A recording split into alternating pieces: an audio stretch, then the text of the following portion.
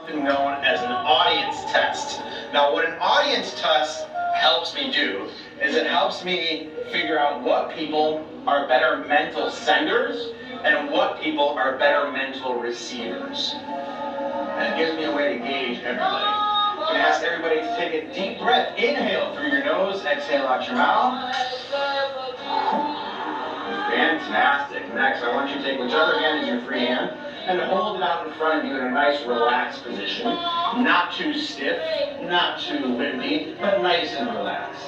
Now I'm going to ask you guys to take one more deep breath. However, this time, when we exhale, I'm going to ask everybody to slowly close their eyes. If you don't close your eyes, this won't work. So please help me make this work. One more time. Deep breath. Inhale through your nose. Exhale out your mouth, and please close your eyes. In just a moment, I'm going to send a thought from my mind to all of yours, and we'll see how well you receive from me. In just a moment, I'm going to get you to concentrate on holding an object in your hand. Now, this will not be an electronic object like a smartphone or a remote control. Instead, I want you to focus on something more organic. I want you to focus on the shape of this object as it's in your hand. Whatever color this object is, make that color 10 times more vivid in your mind. Feel the texture of this object as it touches your fingers. And lastly, think about what this object is essentially used for. When you have that object in your mind, go ahead and drop your hand and open your eyes. By show of hands, who here was thinking of either an apple or a little red ball? What were you thinking of? Green apple. An apple. Interesting. Now you, sir, you were thinking, which one did you think of? What were you thinking of, rather? Rubik's Cube. Interesting. So you pictured multiple colors. And a lot of colors. Interesting. What's your name, sir? Daniel. Daniel, would you mind helping me out? And as Daniel approached the stage, the crowd went wild. Nice to meet you, sir. Thank you so much for helping me out. I always have a tough time getting people to help out. Thank you so much. Are you familiar with the expression, there's no such thing as a coincidence? I am. Would you say that you're the type of guy that maybe not every day, maybe not all the time, but every once in a while, you notice little coincidences that happen around you? I do. Awesome. Now, I'm going to do my best to create a coincidence with you.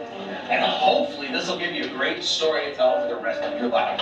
Because I'm sure much like you guys enjoy a great coincidence story. We've all heard of these stories of something being 1,000,000 to 1 chance of happening and it actually happens to someone. Are you game by any chance a card player? Do you play cards? A little bit. What's your game? Blackjack. Blackjack, 21. My passion is Baccarat.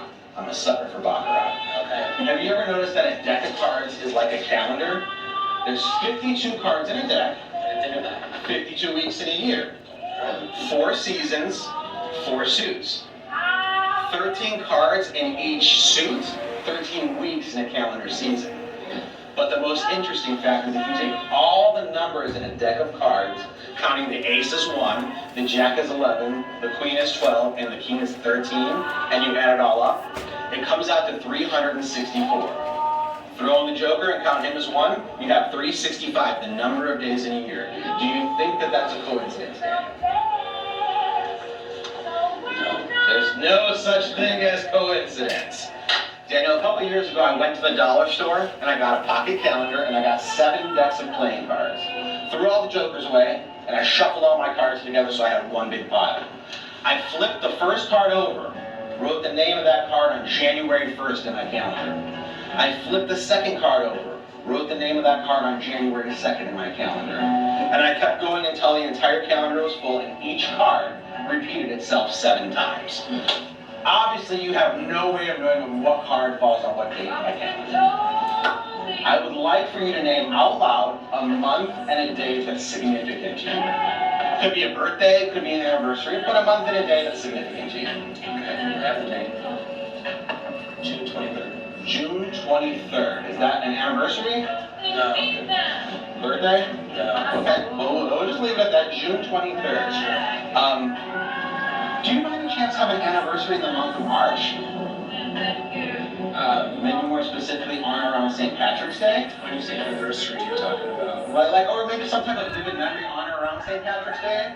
I do. Oh, interesting. It's interesting that I picked up St. Patrick's Day from you. Yeah. Interesting. All right, I'm going to ask you, you said June 23rd? Yes. I'm going to ask you to take my calendar and find June 23rd and tell everybody what card falls on that day. Do I tell you two? Tell everyone, yeah. Nice and loud. Okay, two of spades. The two of spades. Had you said the day before, the 22nd, what would that card have been? It would have been the eight of clubs. Had you said the day after, what would that have been? The six of hearts. But you said the 23rd, and it's the two of spades. That's right. Interesting. Every day before I leave my house, I have this little ritual I do.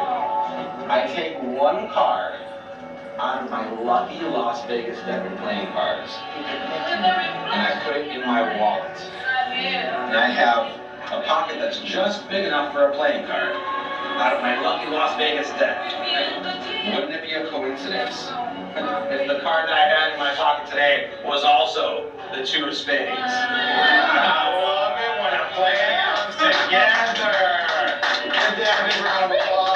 Thank you so much. I appreciate it, brother.